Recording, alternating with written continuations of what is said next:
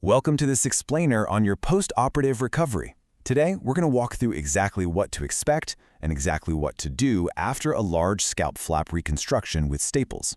It's totally normal to feel a bit overwhelmed after a procedure like this, but having a clear roadmap makes all the difference in the world. You're in great hands with the team at Advanced Dermatologic Surgery.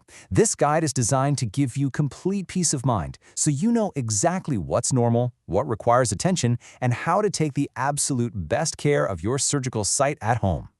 We'll be breaking your recovery down into 5 simple phases: immediate care, daily care, activity restrictions, pain management, and finally, warning signs.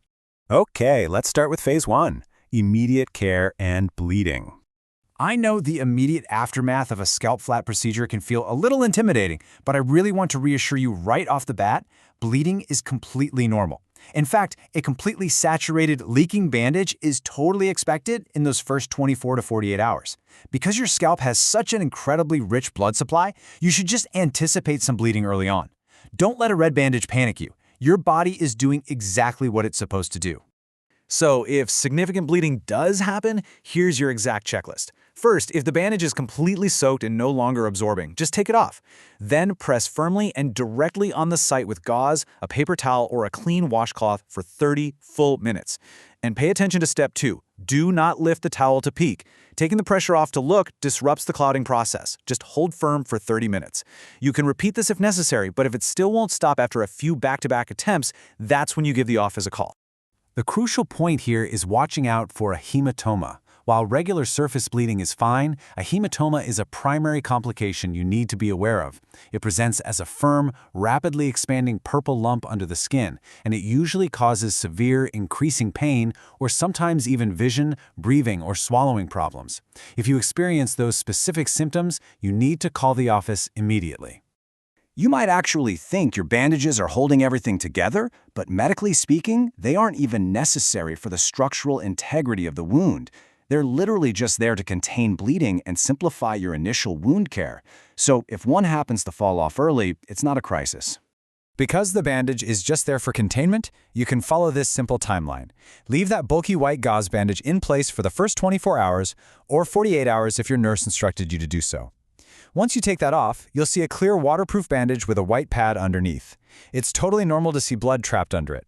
That clear bandage will usually fall off on its own within 1 to 2 days. If it's still hanging on by day 6, just go ahead and peel it off manually.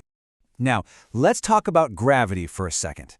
Please don't panic if bruising, swelling, or strange color changes travel down your face toward your forehead or your eyes. This is entirely expected.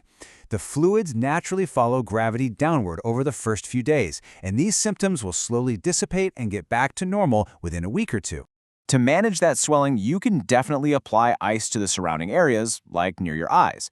Just please do not put ice directly on top of the fresh incision for the first 48 hours. It's also absolutely vital to sleep with your head elevated.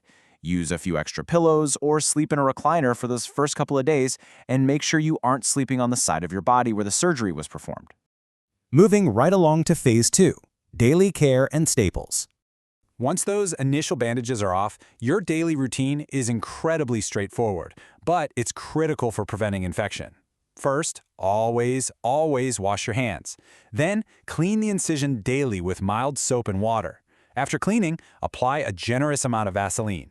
You want to keep the area nice and moist to promote optimal healing. Finally, cover it with a clean bandage. Literally any clean bandage you have at home will do the trick. You're going to need to keep up this daily cleaning routine until your staples are removed.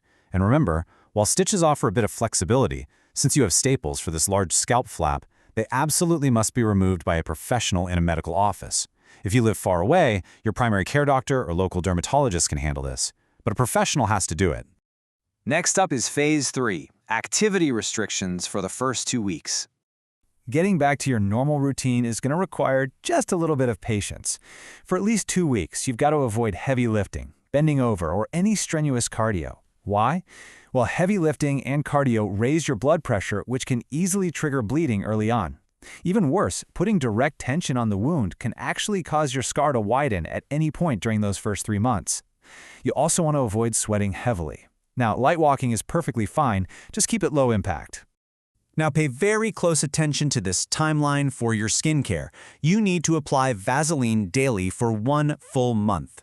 I really cannot stress this enough. You must wait until after the 1-month mark to transition to using sunscreen, makeup, or scar reduction products like Silogen on the area. Continue that daily Vaseline routine for a full month to ensure the flap heals properly, and only introduce Silogen, cosmetics, or sunscreens once that 1-month milestone has officially passed. That brings us to Phase 4, pain management. Staying comfortable is a huge part of a successful recovery, and managing your medications properly is key. For surgical pain, you can actually manage it very effectively using over-the-counter options. Taking 2 extra-strength Tylenol and 1 to 2 ibuprofen every 6 hours works great, assuming you don't have any medical conditions preventing that. However, if your nurse prescribed an antibiotic, take it exactly as directed, make sure you take it with food to avoid an upset stomach, and stop taking it immediately if you experience any sort of side effect or allergic reaction. Then call the office. Finally, we arrive at Phase 5, warning signs of complications. We want to empower you with the exact knowledge you need to distinguish between normal healing and a true medical complication. Here's how you tell the difference. On one hand, traveling bruising and weird color changes are a totally normal part of healing that's going to clear up in a couple of weeks. On the flip side, spreading redness, warmth, thick yellow or green drainage, or pain that suddenly gets much worse after day 3, or gets worse after initially getting better, those are major red flags for infection. Keep a digital thermometer handy at home too, because a fever over 104 degrees Fahrenheit is a specific, measurable warning sign of a systemic infection. Infections usually decide to show up between days 3 and 7 of your recovery, so stay extra vigilant during that specific window. Also, if you develop strong itching and bright localized redness right underneath where the taper bandage is sitting, don't panic about an infection just yet. Just take the bandage off. You are very likely having an allergic reaction or sensitivity to the adhesive itself.